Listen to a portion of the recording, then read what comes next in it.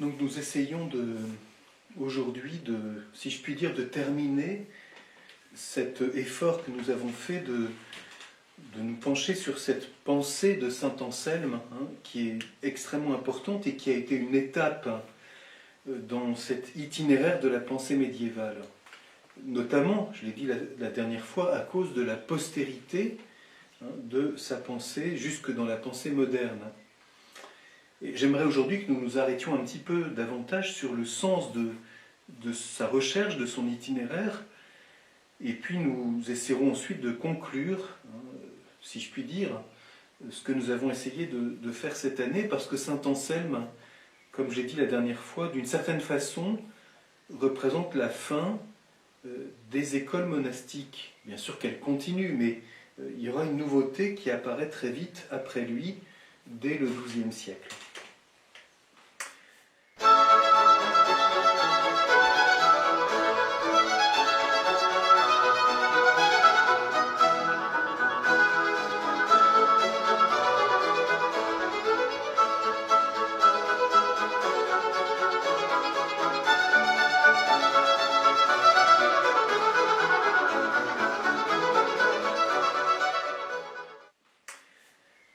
Donc la dernière fois, je me suis arrêté quelques minutes sur l'intention qui est celle de saint Anselme, et qu'il explicite dans le prologue de son Monologion. Et j'ai lu ce texte où saint Anselme souligne qu'il ne veut pas que l'on publie son œuvre en omettant cette préface. Donc c'est très important de bien comprendre l'importance de ce texte. Et son intention, il le dit explicitement, c'est d'exposer ce qu'il a d'abord enseigné à ses frères sous forme d'une méditation, de l'exposer, au fond, tout ce que l'on peut dire de Dieu. C'est pour ça que isoler les arguments qui tendent à montrer que Dieu est de l'ensemble de sa démarche est une erreur. Et c'est peut-être trop ce que l'on a fait, et précisément peut-être à cause de la postérité de sa pensée. Parce que notamment, on va le voir tout à l'heure, dans le Proslogion, qui sera donc cet écrit qu'il développe quelques années plus tard, où il va chercher un seul argument, ça a été isolé du reste, c'est ce qu'on a fini par appeler l'argument ontologique, et en fait c'est une erreur, parce que saint Anselme ne fait pas du tout cela. Et donc son intention, qu'est-ce que c'est ? C'est d'expliciter, sans s'appuyer sur l'autorité de l'Écriture, tout ce que l'on dit de Dieu, ce Dieu que l'on nomme grâce à la foi. Donc, il s'agit de s'appuyer sur le nom de Dieu, c'est ce que l'on verra en particulier dans le Proslogion. Quand nous disons Dieu, nous entendons telle et telle chose. Mais dans le Monologion, c'est d'abord, il le dit explicitement, par la nécessité de la raison. Je vais revenir sur ce que signifie cette nécessité, et non pas par l'autorité de l'Écriture, essayer de développer par une suite de raisonnements, donc par une dialectique, il le dit explicitement, mais la dialectique au sens médiéval du terme, tel qu'on l'enseigne alors, bien sûr, hérité de la pensée des philosophes antiques, donc développer par une suite d'arguments et de raisonnements tout ce que nous disons de Dieu quand nous le nommons à l'intérieur de la foi, mais quelque part comme si nous mettions, non pas entre parenthèses, mais comme si nous ne tenions pas compte de l'autorité propre à la foi. Paul Vigneault, qui a beaucoup réfléchi sur cette période de la pensée, jusque ensuite, nous le verrons, tout le développement de la pensée théologique au XIVe et XVe siècle, souligne que, d'une certaine façon, saint Anselme se livre à une expérimentation de la pensée qui porte sur la possibilité d'un progrès de la raison à partir d'une ignorance que l'on suppose. Si je n'avais pas la foi, pour saint Anselme, ça c'est être ignorant.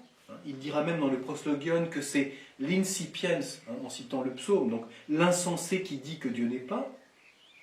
Mais si je n'avais pas la foi, donc je me mets dans cette perspective, cette ignorance-là, en fait, elle est déraisonnable, parce que en s'appuyant sur la seule raison, on peut essayer, de façon imparfaite bien sûr, d'expliciter par une suite de raisonnements tout ce que nous disons de Dieu, et on voit que quand nous lisons le Monologion, saint Anselme ne se contente pas du tout de la question de l'existence de Dieu. Il parle de la création, il parle de l'unicité de Dieu, il s'interroge sur le mystère de la très sainte Trinité, et il s'interroge sur la béatitude de Dieu à laquelle nous pouvons participer. Et donc il y a l'exposition, d'une certaine façon, du contenu de la foi sans s'appuyer sur l'autorité de l'Écriture. Or, saint Anselme sait très bien, c'est un croyant et c'est un saint, que nous ne pouvons dire certaines choses de la foi que grâce à ce que Dieu nous dit dans la Révélation. Donc il y a une question ici qui est très intéressante. Faire une expérience, si nous n'avions pas la foi, est-ce que ce que nous disons du point de vue de la Révélation, cependant, a une certaine cohérence rationnelle? Et c'est très très intéressant comme question. Ça va plus loin que ce qui a été fait jusqu'à lui. Où, nous l'avions vu, il y a bien un respect de l'intelligence, mais pour expliciter l'Écriture, ici saint Anselme dit « Ne tenons pas compte de l'Écriture, et tout ce qu'on dit de Dieu, qu'il est bon, qu'il est grand, qu'il est tout-puissant, qu'il est créateur, qu'il est Père, Fils et Esprit Saint, etc. Est-ce que tout ça peut avoir une certaine nécessité, une certaine cohérence ?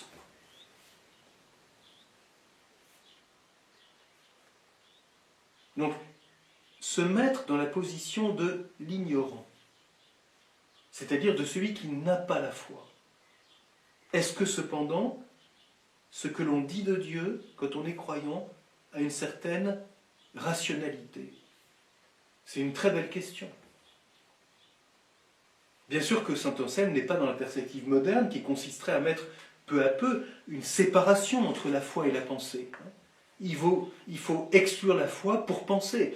C'est pour ça que certains modernes vont se servir de saint Anselme, mais en faisant de cette position qui est la sienne, qui est comme une hypothèse, une espèce de séparation nécessaire. Et en voulant isoler son argument pour lui-même. Et je l'ai dit la dernière fois, c'est cela notamment que quelqu'un comme Kant critiquera en disant mais tous les arguments de l'existence, pour prouver l'existence de Dieu se ramènent finalement à ce qu'on appelle l'argument ontologique, que Descartes en a développé dans la 5e méditation, et pour Kant c'est inconcevable. On ne peut pas passer de l'intelligibilité à la réalité. Et cette critique est juste. Mais est-ce que cette critique s'adresse vraiment à saint Anselme ? Ou s'adresse-t-elle à ce qu'une certaine pensée rationaliste en a fait, notamment chez Descartes. Ce qui montre cela, notamment, et je vais le montrer tout à l'heure brièvement à propos du proslogion, c'est que saint Anselme se situe dans une attitude de prière. Et il le fait, comme j'ai dit la dernière fois, dans un souci fraternel, de montrer que la foi chrétienne n'est pas en dehors de la nécessité que la raison peut développer quand elle se situe dans une démarche dialectique, encore une fois, au sens médiéval du terme. Et il s'agit là aussi de ne pas confondre les époques. Nous ne sommes pas encore à ce que saint Thomas apportera comme distinction. Nous verrons que saint Thomas critiquera saint Anselme, mais ce n'est pas la critique de saint Thomas qui légitime la perspective. Il faut se mettre dans une perspective qui est celle-même de saint Anselme. Saint Thomas critiquera un point, mais par ailleurs il cite souvent saint Anselme, notamment dans le cours Deus Homo, et il respecte son autorité. Donc il faut bien comprendre ça, ne pas projeter un type de pensée sur un autre. Saint Thomas apporte des distinctions, notamment grâce à la pensée d'Aristote, qui ne sont pas présentes chez saint Anselme. Mais ça n'est pas critiquable. Saint Anselme fait un effort qui lui est propre. Oui, ça fait partie de ce cours d'histoire de la philosophie. S'il y a quelque chose où l'histoire de la philosophie a quelque chose d'historique, c'est non pas de ramener une pensée à son époque, mais de ne pas projeter sur un philosophe quelque chose d'une distinction qui vient bien après lui. On ne peut pas dire que Platon confond certaines choses. Non, Platon n'a pas encore distingué certaines choses, qu'Aristote distinguera. Mais on ne peut pas dire que Platon est nul parce qu'il n'est pas aristotélicien. On n'a pas le droit de dire ça. On doit essayer de comprendre l'attitude et la recherche propre à un philosophe. Et en l'occurrence, c'est ça qui est très original à saint Anselme, si nous nous appuyons non pas sur l'autorité de l'écriture, mais sur la vérité et la seule nécessité, on va voir, de la raison telle qu'elle s'explicite dans une dialectique, c'est-à-dire une suite de raisonnements, saint Anselme emploie le mot concatenatio, c'est-à-dire un enchaînement d'interrogations qui s'appellent les unes les autres. Et donc il y a une cohérence rationnelle dans ce qu'il expose. Et il souligne bien qu'il est bien conscient que ça ne vient pas au-dessus de l'autorité de la tradition, ni au-dessus de l'autorité de l'écriture. On l'a lu la dernière fois. Il dit « Je fais cela à titre de recherche, et ensuite, j'espère que je ne suis pas en dehors de ce que la tradition nous dit, de ce que l'écriture nous dit, et il faudra qu'on aille voir si quelqu'un est choqué par ce que je dis, qu'il aille vérifier si c'est contraire à ce que dit saint Augustin. » Donc on voit bien le respect qu'il a de l'autorité, et cependant la recherche qui est la sienne. Et ça, c'est très intéressant. Ne serait-ce que pour comprendre que la foi ne supprime pas cet effort qui, chez saint Anselme, se développe de la façon que je viens de dire, cet effort de mettre en lumière l'autonomie, l'itinéraire, la nécessité propre à l'intelligence livrée à elle-même. Donc il y a bien, j'aime bien l'expression de Paul Vigneault qui dit, il fait comme une expérimentation de la pensée. Et si nous nous mettions dans la perspective de celui qui n'a pas la foi, est-ce que ce que la foi dit est totalement sans aucune signification? Ah non, non, il y a des arguments. Peut-être qu'il ne fait pas le pas d'adhérer au contenu de la foi, mais en tout cas, ça montre au moins négativement que ce que l'on dit dans la foi n'est pas idiot. Parce que tout le monde peut comprendre que l'un est avant le multiple, que le plus grand est plus important que celui qui est relatif et multiple, etc., etc. On va voir que ça commence par une question bien précise. J'évoque ici quelqu'un qui s'est beaucoup rapporté à saint Anselme avec un grand intérêt, c'est Karl Barth aussi. Karl Barth, donc grand théologien réformé du XXe siècle, qui a retraduit certains textes de saint Anselme et qui les a commentés dans un petit opuscule très célèbre. Et Karl Barth dit que pour lui, saint Anselme répond à deux nécessités. La nécessité objective, j'allais dire rationnelle, du credo au sens du contenu de l'affirmation de la foi. L'affirmation de la foi a une nécessité interne, ne serait-ce que par la cohérence des affirmations de la foi, telles que le symbole de la foi, ce qu'on appelle le symbole de la foi, c'est-à-dire le contenu du credo.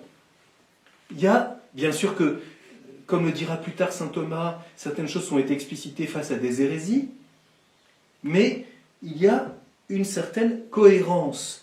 Autrement dit, il y a une nécessité interne. Et d'autre part, dit Karl Barth, il y a une obligation morale du credo au sens du « je crois », c'est-à-dire de l'attitude subjective. Est-ce que, quand on cherche l'intelligence, on peut être amené, et est-ce qu'on est obligé, finalement, de dire « je crois ». Donc, est-ce que l'effort de l'intelligence peut disposer à l'attitude du croyant qui, à un moment, subjectivement, dit « je crois ». Comme le dit saint Augustin, « je crois parce que je veux croire ». Bien sûr que l'attitude de la foi vient d'une inclination, et c'est pour ça que ce qu'on va voir comme première question est très intéressant, qui relève de l'amour, et qui relèvera de l'action de la grâce de Dieu. Mais est-ce qu'il y a des dispositions du point de vue de l'homme qui cherche la vérité, dont on a vu que pour saint Anselme, c'est la vocation de l'homme, est-ce que c'est une disposition, à un moment, de passer à la nécessité de dire « je crois ». Alors, il y a un effort négatif, au moins de montrer que ça n'est pas insensé. C'est pour ça que c'est l'insensé qui dit Dieu n'est pas. Non, ça n'est pas insensé de dire Dieu est. C'est même souverainement intelligent. Ça, c'est très intéressant, y compris pour le monde contemporain.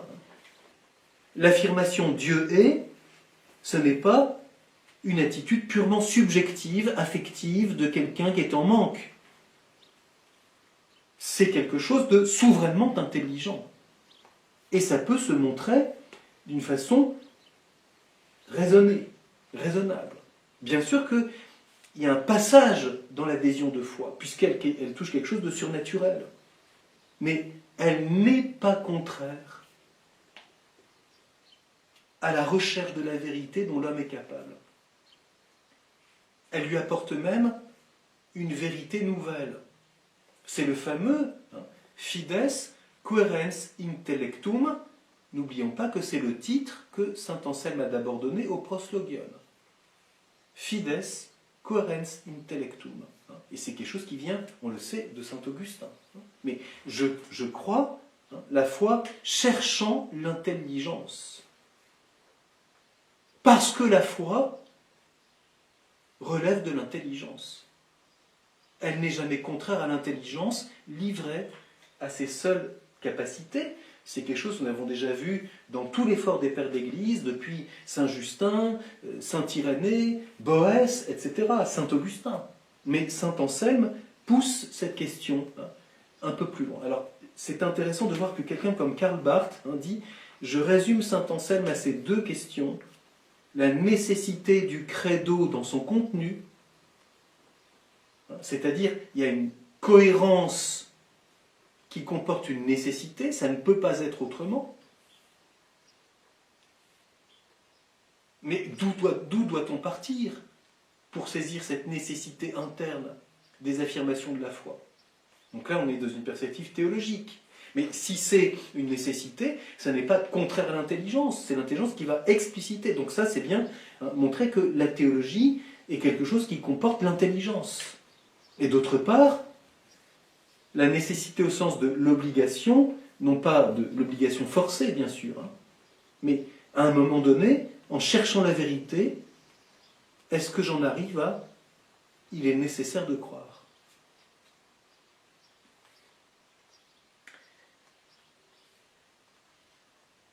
Alors saint Anselme, nous l'avons vu, souligne bien que ce qu'il affirme là reste quelque chose de provisoire, entre guillemets. Ça n'est pas au-dessus de l'autorité de l'Écriture, ni au-dessus de la tradition. C'est un essai, c'est un effort, c'est une expérience, et il le fait, il le souligne, parce qu'on le lui a demandé. Donc, ça veut dire quoi? C'est qu'il y a dans le cœur humain une nécessité d'avoir des arguments, de répondre à l'attente de l'intelligence. On ne peut pas se contenter à quelqu'un qui pose une question de répondre « tu n'as qu'à croire et puis c'est tout ». Ça te suffit la foi du charbonnier. Ça suffit d'écouter ce que raconte tel et tel prédicateur. Non, non, non, il y a une nécessité de l'intelligence et on ne doit pas occulter cela. Donc c'est un essai, mais qui est toujours prêt à se référer à la foi et à l'autorité de la tradition qui vient comme confirmer, vérifier, donner tout son poids. Est-ce que ce que je dis est contraire à la tradition? Ça, c'est bien une attitude propre aux croyants. Donc c'est un effort, un essai, comme s'il avait à découvrir de Dieu, par lui-même, ce qu'il connaît par ailleurs comme croyant. Ça montre au moins la non-contradiction. Et les références ultimes qui viennent comme conforter et appuyer cet effort de l'intelligence, cet essai, comme il le dit, ce sera bien sûr l'Écriture. On verra dans le proslogion, saint Anselme la cite énormément, et l'autorité de la tradition, et il cite nommément saint Augustin. Alors, bien sûr, on ne peut pas tout lire, il faut faire l'effort de voir l'organisation du monologion. Ensuite, on va voir le passage au proslogion, mais il y a bien un ordre, et ça commence par une question. Et ensuite, toutes les questions s'enchaînent successivement. Donc, la question, quelle est la première question qu'un homme se pose pour saint Anselme? Et ça, c'est magnifique, et on va le voir. Là, on voit bien tout un héritage qui vient d'une part de la tradition monastique, j'allais dire de la vie chrétienne vécue, mais qui comporte à l'intérieur de l'attitude spirituelle du croyant une interrogation. Une interrogation qui est positive. Il y a aussi, bien sûr, des interrogations qui sont négatives, notamment, rappelez-vous ça, on l'a bien vu chez saint Augustin, qui à un moment souligne combien la recherche pour quitter le manichéisme de l'origine du mal a marqué son itinéraire. Je ne peux pas rester manichéen si je suis chrétien. Bon, ça, c'est l'attitude de saint Augustin. Du moins, un aspect de sa recherche. Chez saint Anselme, on va voir que ça commence par une question très belle, et qui commande tout le monologion. C'est en ce sens que d'isoler les arguments qu'on a ensuite appelés de façon malheureuse les preuves de l'existence de Dieu, comme si c'était un en soi, c'est déformer sa pensée. C'est un homme qui est porté, qui fait sienne l'interrogation légitime de l'homme qui, indépendamment de la foi et de l'écriture, se pose une question et question qui va en entraîner successivement toute une série, par cette concatenatio, cet enchaînement successif d'interrogations. Autrement dit, pour saint Anselme, pour comprendre cette nécessité de la raison, il suffit de se faire une fois attentif à une question. Et cette question est la suivante: d'où sont bonnes les choses que, comme tous les hommes, celui qui ne s'appuie pas sur l'autorité d'Écriture désire seulement parce qu'il les juge bonnes? D'où sont bonnes les choses qu'il juge bonnes? Est-ce qu'il peut s'arrêter? Nous avions vu ça, si vous vous rappelez. Et là, on voit bien un héritage qui vient qui va assumer par le fait même, bien sûr en se servant de saint Augustin dans la formation de saint Anselme, mais c'est toute la philosophie antique qui est derrière cela. Et cette intuition, que bien sûr qui sera reprise tout au long, c'est d'abord, Dieu est d'abord celui qui attire. Or ça se trouve chez Platon, ça se trouve chez Aristote. D'où sont... Alors ensuite, on verra, bien sûr que saint Anselme va principalement s'appuyer en se servant de tout ce qui vient de Boès et de saint Augustin, sur l'argument de la participation. Si les choses sont bonnes, c'est qu'elles participent à un bien. Et ce bien, etc. Mais il y a une question qui est posée. D'où sont bonnes les choses que, comme tout homme, je désire parce qu'elles sont bonnes? Donc, il y a ici un éveil de l'intelligence. Il y a l'expérience de l'amour, et ça c'est bien tout le poids de la vie monastique de saint Anselme. La vie monastique n'a pas d'autre sens que de grandir dans l'amour, dans la charité. Et donc, c'est une école de l'amour, la vie monastique. Mais dans cette école de l'amour, de Dieu et du prochain, il y a l'éveil d'une intelligence par l'interrogation. Et on comprend, c'est très beau, ça nous montre que saint Anselme a dû communiquer cet éveil d'une interrogation, et c'est ce qui a réveillé, j'allais dire, son monastère. De sorte qu'on lui dit, mais ça faut à tout prix le garder, il faut l'exposer. Il faut se poser des questions, arrêter de dormir, comme un moine pieux dans son fromage, c'est le cas de le dire. Ça ne suffit pas de se contenter d'une tradition. Ça ne suffit pas de se contenter d'une école. Ça ne suffit pas de se contenter d'une liturgie. Ça ne suffit pas de se contenter de vivre, même tout ça est très généreux. Et de travailler, tout ça c'est très bien, de travailler au champ. Dieu sait que les moines ont travaillé. Mais il y a quelque chose qui s'éveille. L'éveil au sein d'une vie contemplative, d'une intelligence contemplative, qui cherche la vérité pour elle-même. Et ceci est nécessaire, tant du côté du contenu, si c'est intelligent le contenu, ça répond à des interrogations, que du côté de l'attitude subjective, s'éveiller par une interrogation, non seulement n'empêche pas la foi, mais contribue à ce qu'elle puisse s'enraciner, voire naître.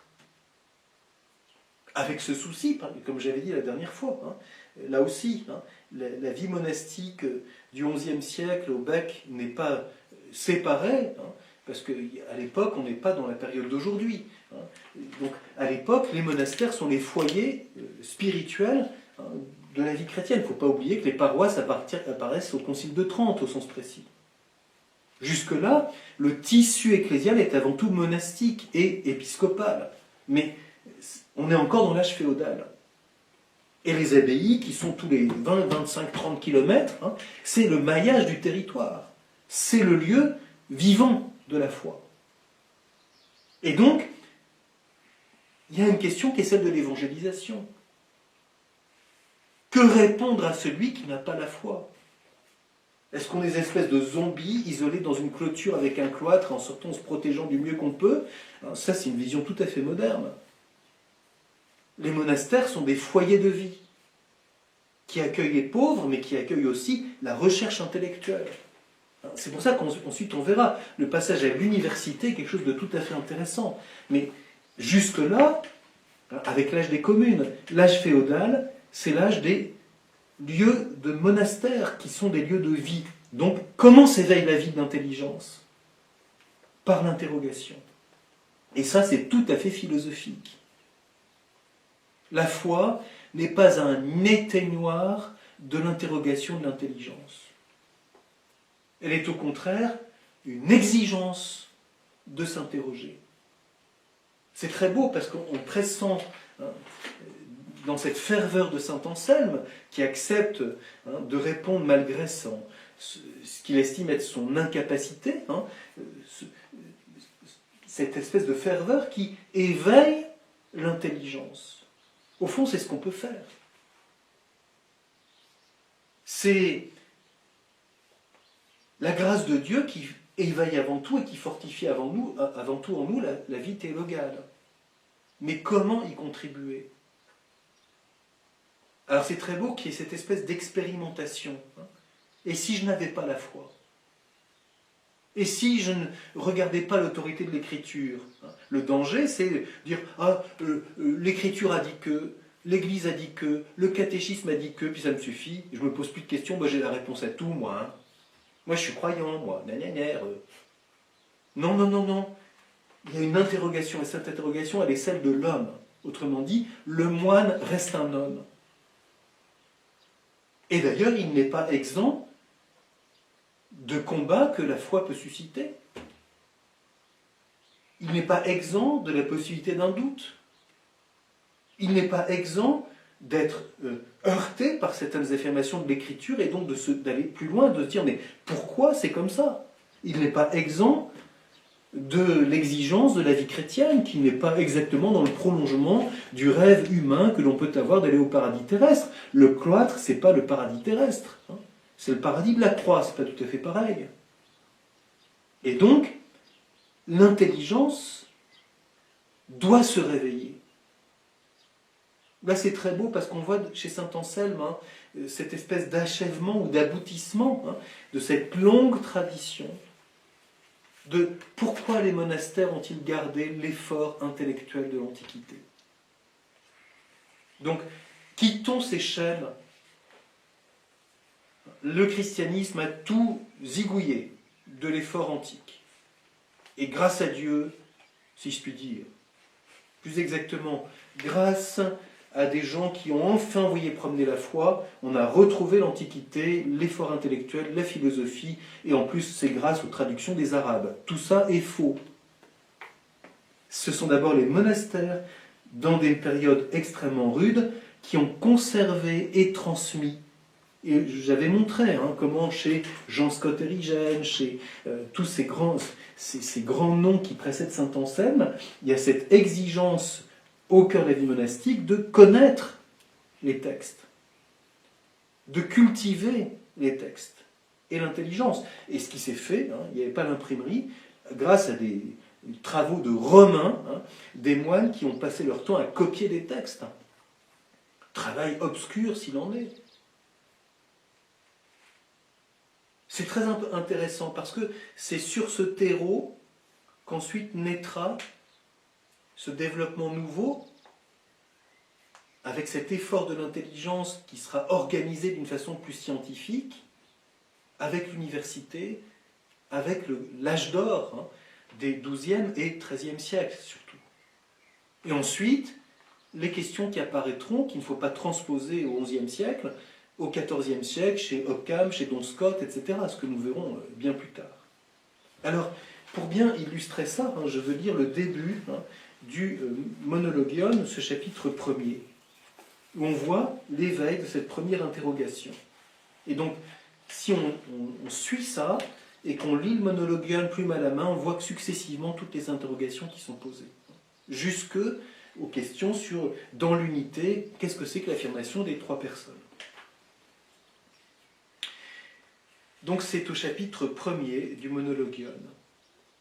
Si quelqu'un ignore la nature une, suréminente à toutes choses qui sont, seule à se suffire dans sa béatitude éternelle, faisant et donnant par sa bonté toute puissante à toutes les autres choses d'être quelque chose, et d'une certaine façon d'être bien, s'il ignore encore, faute de l'avoir entendu ou cru, plusieurs autres points que nous croyons nécessairement de Dieu ou de sa créature, je pense que lui-même peut, même si ces dons sont médiocres, sont persuadés, en grande partie du moins, par seule raison. Ça résume ce que je viens de dire. Si quelqu'un ignore, parce qu'il n'en a pas entendu parler, la foi vient de ce que l'on entend, ou en ayant entendu, il a été un peu distrait parce qu'il pensait à autre chose et il n'a pas cru. Fides ex auditu, donc il a pu vaguement entendre. Il y a beaucoup de gens qui ont entendu des choses sur le christianisme. On n'a qu'à transposer ça dans le monde contemporain. Il y a beaucoup de gens qui ont entendu beaucoup de choses par des journalistes qui n'y connaissent rien. Le ramadan, le carême, c'est le ramadan chrétien.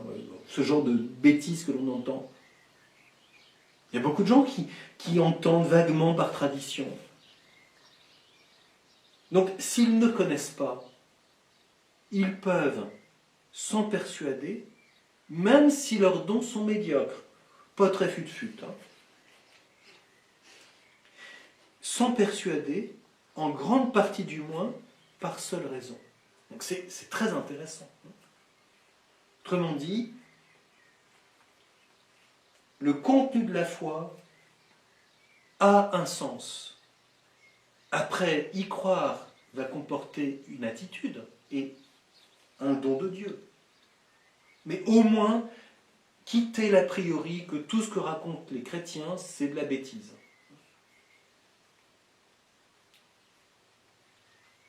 Bien qu'il le puisse de multiples manières, j'en pose une que j'estime la plus évidente pour lui. Donc pourquoi va-t-il partir de la question qu'on va lire? Parce que, dit-il, c'est la plus évidente pour lui. En effet, puisque tous désirent ardemment jouir de cela seul qu'ils réputent bon. Donc, tous désirent être heureux, c'est-à-dire jouir de ce qu'ils estiment bon. Ça vient à la fois de la pensée antique et de saint Augustin. Le fameux outil et fruit de saint Augustin. La distinction qu'on trouve chez saint Augustin, c'est la distinction entre ce qui est utile, ce dont on use, donc ce qu'on dira couramment les moyens, et le fruit, qui est la gratuité de jouir du bien pour lui-même. Ça se trouve dans la pensée antique, ça se trouve chez Platon, ça se trouve chez Aristote. Ce n'est pas Kant qui a inventé la distinction entre la fin et les moyens. Donc c'est très beau. Tout de suite, saint Anselme nous montre, et c'est quelque chose qu'on retrouvera développé et précisé grâce à la pensée d'Aristote, notamment chez saint Thomas, c'est déjà la question de la finalité. Tout homme désire aimer ce qu'il estime bon et en être heureux. Alors, je reprends. Bien qu'il le puisse de multiples manières, se persuader de ça, j'en pose une que j'estime la plus évidente pour lui. En effet, puisque tous désirent ardemment jouir de cela seul qu'ils réputent bon, qu'ils estiment bon, peut-être même ils se trompent là-dessus. C'est ce qu'ils pensent être bon. Je rappelle, c'est une question qui est posée par Aristote dans l'Éthique, ça. Est-ce que les hommes aiment ce qui est bon réellement ou ce qui leur apparaît comme bon ? Et Aristote répond parce qu'il leur apparaît comme bon. Mais pour l'homme pleinement homme, ça correspond. Ça se rejoint. Mais peu importe. Autrement dit, il y a une présence de l'intelligence dans l'amour. On ne peut pas aimer un bien que l'on ne connaît pas comme bon. Même si on se trompe en partie, on s'illusionne, on est aveuglé par certaines questions, peu importe. Il y a d'abord, autrement dit, il y a une confiance fondamentale dans l'homme désire quelque chose de bon, il désire l'aimer et en être heureux, et c'est d'abord ce qu'il estime bon. Ça peut être simplement avoir son petit lopin de terre, s'occuper de ses enfants et avoir un bon travail. Bon, ben, très bien. Il va s'interroger sur ça. Il est évident, donc, en effet, puisque tous désirent ardemment jouir de cela seul qu'ils réputent bon, il est évident que lui-même tourne parfois l'œil de son esprit pour chercher à la trace cela d'où sont bonnes ces choses mêmes qu'il ne désire ardemment qu'à moins de les juger bonnes. Et qu'ainsi, conduit par la raison, accompagné par celui-là, par Dieu, il progresse ensuite rationnellement vers ce qu'il ignorait irrationnellement. Donc c'est très beau. Il arrive qu'il tourne parfois l'œil de son esprit pour chercher à la trace cela d'où sont bonnes les choses que j'estime bonnes. Donc après la manière de formuler cette interrogation, saint Anselme souligne bien ceci. Cependant, si ce que je dis n'est pas couvert par une autorité plus grande, je veux qu'il soit ainsi reçu. Ainsi reçu, tel qu'il va le dire maintenant, c'est-à-dire, bien que les raisons qui m'apparaîtront concluent presque nécessairement, je ne les dis pas pour cela absolument nécessaires, mais seulement qu'elles peuvent le paraître à titre provisoire. Donc c'est bien ce qu'on a dit tout à l'heure. C'est à titre provisoire, c'est-à-dire provisoire, c'est pas provisoire dans le sens moderne, c'est provisoire et ça ne dure pas, comme la plupart des choses d'aujourd'hui. Tout est provisoire aujourd'hui. Non, c'est à titre provisoire, à titre de ce que l'on peut dire en attendant l'autorité. Ce qu'on appelle par provision. C'est un argument qu'on trouve dans la pensée moderne. C'est-à-dire, faute de mieux, faute de grille, on mange des merles. C'est la foi qui va nous dire la nécessité, et on voit ici le moine, l'importance de l'autorité de la tradition, mais, donc c'est pas absolument nécessaire ce que je vais dire, mais c'est nécessaire à titre provisoire, c'est-à-dire, voilà jusqu'où je peux aller, en attendant de se rattacher à l'autorité. Alors, j'explicite un peu plus, parce qu'on voit apparaître après, la pensée analogique qui est présente. Ça prouve bien qu'il n'y a pas seulement la participation. Il est donc facile à quelqu'un de se dire dans le silence, puisqu'il y a tant de bonnes et innombrables choses dont nous éprouvons par les sens corporels et discernons par la raison de l'esprit la si nombreuse diversité, ne faut-il pas croire qu'il est un quelque chose, par quoi sont bonnes toutes les choses qui sont bonnes, ou sont-elles bonnes l'une par ceci et l'autre par cela, etc. Alors, autre chose, en effet, semble ce par quoi un cheval qui est fort est dit bon, et autre chose, ce par quoi un cheval qui est rapide est dit bon. Donc on peut dire qu'un cheval est bon s'il est fort ou s'il est rapide. Cheval de labour, cheval de course. C'est pas le même. Donc la bonté se dit de façon diverse. Et cependant, on les dit bons. On retrouve ici l'embryon d'une pensée analogique. Le bien est dit sous des modalités différentes. Qu'est-ce qui fait qu'il y a quelque chose de commun ?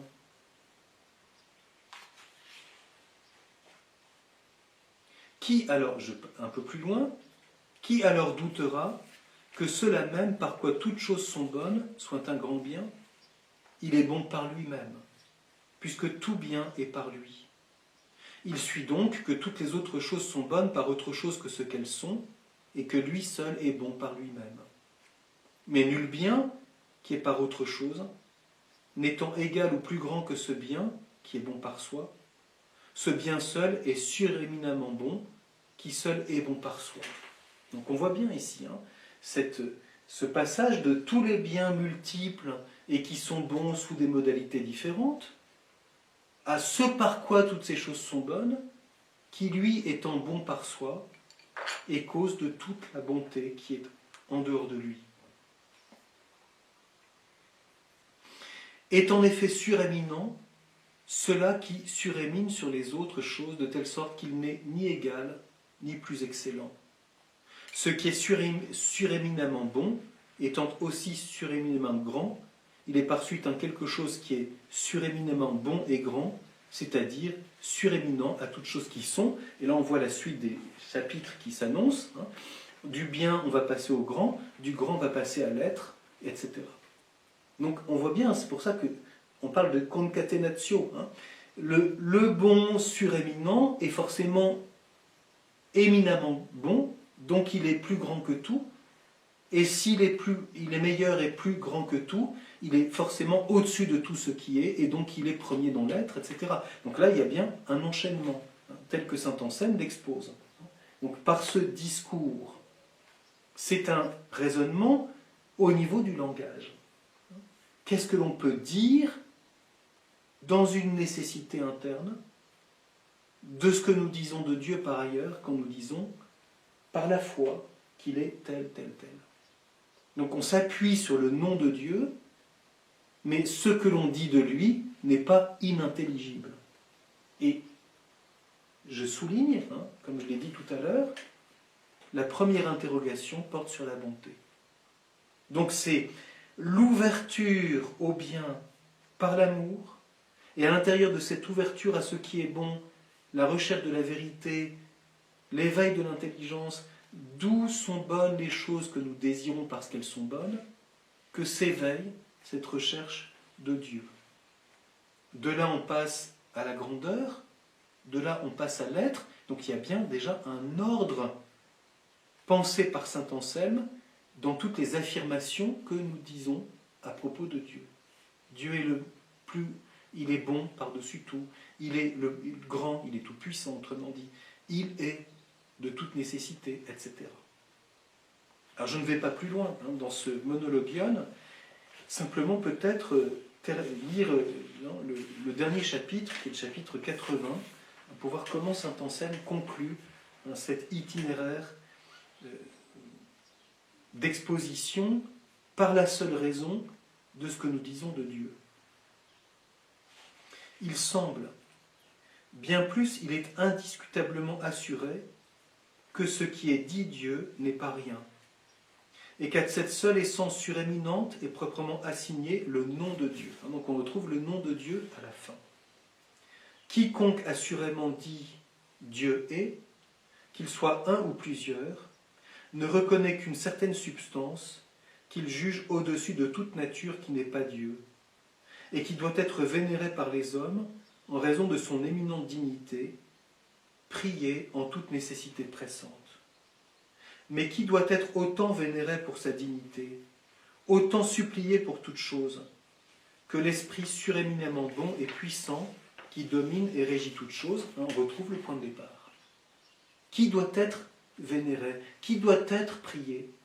Celui qui est suréminemment bon et puissant, qui domine et régit toutes choses, et qui est esprit. De même qu'il est établi que sa toute-puissance, suréminemment bonne et sage, a fait toutes choses et leur a donné vigueur, de même il serait par trop inconvenant d'estimer que lui-même ne domine pas les choses faites par lui, que celles-ci soient régies par un autre, moins puissant, moins bon et moins sage, ou sans la moindre raison, par la seule fantaisie désordonnée du hasard. Donc, regard sur le gouvernement divin. Car il est le seul par qui tout soit bien, et sans qui rien n'est bien, le seul de qui, par qui et en qui sont toutes choses. Donc ça, c'est une citation de la première épître aux Corinthiens. Et on retrouve le bien. Il est le seul par qui tout soit bien, et sans qui rien n'est bien. Et on assume la parole de Dieu, le seul de qui, par qui, en qui sont toutes choses, du bien on passe à l'être. En conséquence, parce que lui seul est non seulement le Créateur bon, mais encore le Seigneur plus que puissant, et le Recteur plus que sage de toutes choses, il est très clair que c'est lui seul que toute autre nature doit vénérer, en chérissant, et chérir en vénérant, selon tout son pouvoir. Donc à la fois le respect dû à Dieu et l'amour. Donc le lien entre l'amour et l'adoration. Donc la justice. Lui seul dont elle doit espérer la prospérité, lui seul vers qui elle doit fuir dans l'adversité, lui seul qu'elle doit supplier pour quoi que ce soit, vraiment, celui-ci est non seulement Dieu, mais le seul Dieu, ineffablement trine et un.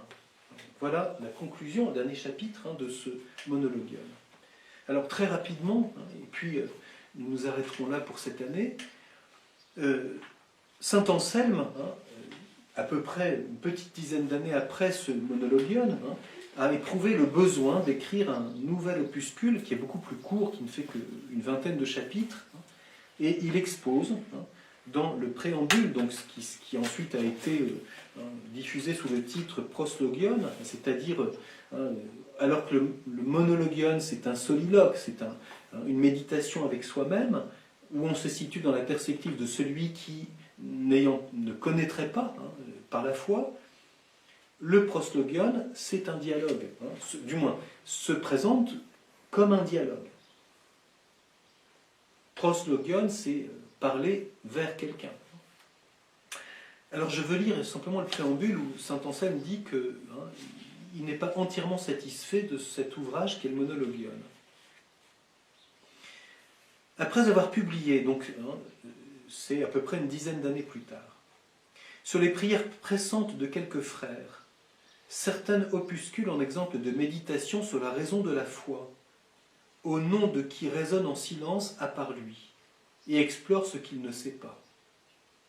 Considérant que ce texte se compose d'un enchaînement d'arguments multiples, concatenatio, un enchaînement d'arguments multiples, j'ai commencé à chercher, à part moi, s'il se pouvait trouver par hasard un argument unique qui n'eût besoin que de lui seul pour se prouver, et qui seul garantit que Dieu est vraiment, qu'il est le bien suréminent, n'ayant besoin de nul autre, dont tous ont besoin pour être et être bien, bref, tout ce que nous croyons de la substance divine. Donc, c'est la même intention, mais on cherche un argument unique, qui se suffise à lui seul, pour dire que Dieu est, et qu'il est bon, et qu'on n'a besoin de rien d'autre que lui. Donc, ça reprend l'ensemble, là encore. On ne peut pas isoler les chapitres 2 à 4 du proslogion en disant c'est l'argument ontologique. Non, non, c'est un argument dans un ensemble et qui est rythmé par 3 grandes prières. Si on avait le temps, il faudrait lire ces 3 grandes prières. Celui qui a retraduit saint Anselme, Michel Corbin, dans cette édition, a bien insisté sur l'importance de cette structure du proslogion qui est dans un climat de prière. Au début, au cœur de l'opuscule et au terme. Donc c'est à l'intérieur d'une attitude de prière spirituelle que cet argument se se développe. Alors il souligne qu'il a longtemps réfléchi à ça, qu'il voulait même ne plus y penser parce qu'il pensait que ça lui faisait perdre du temps, etc. Et que tout d'un coup, il a été éclairé sur une chose et c'est ça qui lui vient. Alors il souligne l'importance du titre. Donc il dit que ça a été diffusé sans son nom et puis que c'est notamment Hugues de Lyon, archevêque de Lyon, légat apostolique de Gaulle, qui lui a ordonné de le publier sous son nom et donc il a donné des nouveaux titres. Mais il souligne que ça s'appelait d'abord le Monologion, exemple de méditation sur la raison de la foi, et le Proslogion, la foi cherchant l'intelligence, Fides Querens Intellectum. Alors je voudrais juste lire le tout début, le point de départ de cette grande prière du Proslogion. Et maintenant, homme de rien, fuis un moment tes occupations. Cache-toi un peu de tes pensées tumultueuses. Rejette maintenant tes pesants soucis et remets à plus tard tes tensions laborieuses. Vaque quelque peu à Dieu et repose-toi quelque peu en lui. Entre dans la cellule de ton âme, exclus tout, hormis Dieu, et ce qui t'aide à le chercher. Porte fermée, cherche-le. Dis maintenant tout mon cœur, dis maintenant à Dieu, je cherche ton visage, Seigneur, je le recherche. Vous voyez la différence? C'est rempli de citations de l'Écriture, l'Évangile, les psaumes. Et maintenant, toi Seigneur, mon Dieu, enseigne à mon cœur où et comment te chercher, où et comment te trouver, Seigneur. Si tu n'es pas ici, où te chercherai-je absent? Et si tu es partout, pourquoi ne te vois-je pas présent? Mais certainement tu habites la lumière inaccessible. Où est la lumière inaccessible? Ou bien, comment accéderai-je à la lumière inaccessible? Ou qui me conduira et introduira en elle pour qu'en elle je te voie? Par quel signe enfin, par quelle face te chercherai-je? Je ne t'ai jamais vu, Seigneur mon Dieu, je ne connais pas ta face. Que fera, très haut Seigneur, que fera cet exilé tien et éloigné? Que fera ton serviteur, anxieux de ton amour et projeté loin de ta face? Il s'essouffle pour te voir, et ta face lui est par trop absente. Il désire accéder à toi, et ton habitation est inaccessible. Il souhaite vivement te trouver, et il ne sait ton lieu. Il se dispose à te chercher, et il ignore ton visage. Seigneur, tu es mon Dieu, tu es mon Seigneur, et je ne t'ai jamais vu. Tu m'as fait et fait à nouveau, tu m'as conféré tous mes biens, et je ne te connais pas encore. Bref, j'ai été fait pour te voir, et je n'ai pas encore fait ce pourquoi j'ai été fait, etc. On voit bien, vous voyez, ce que je voudrais simplement souligner, c'est la différence de climat et de style, si je puis dire, avec le Monologion. C'est pour ça que séparer l'argument déontologique de ce climat est une grande erreur. C'est dans ce climat de l'homme qui a la foi et qui cherche à voir Dieu que cet argument va prendre place. Et cet argument, nous y reviendrons bien plus tard, mais on le sait, c'est quand tu dis Dieu, tu penses tout de suite qu'il y a quelqu'un qui ne peut pas être plus grand. Or, il est plus grand d'être dans la réalité, dans la pensée que ce monde. Donc si tu nommes Dieu, c'est qu'il est. C'est un argument qui se situe à l'intérieur de l'attitude de la foi. C'est très différent du Monologion. Alors, je m'arrête là sur saint Anselme. Nous continuerons, nous y reviendrons l'année prochaine, en reprenant le fil de notre itinéraire et en voyant comment saint Anselme, ensuite, se retrouvera dans notamment la pensée du XIIIe siècle.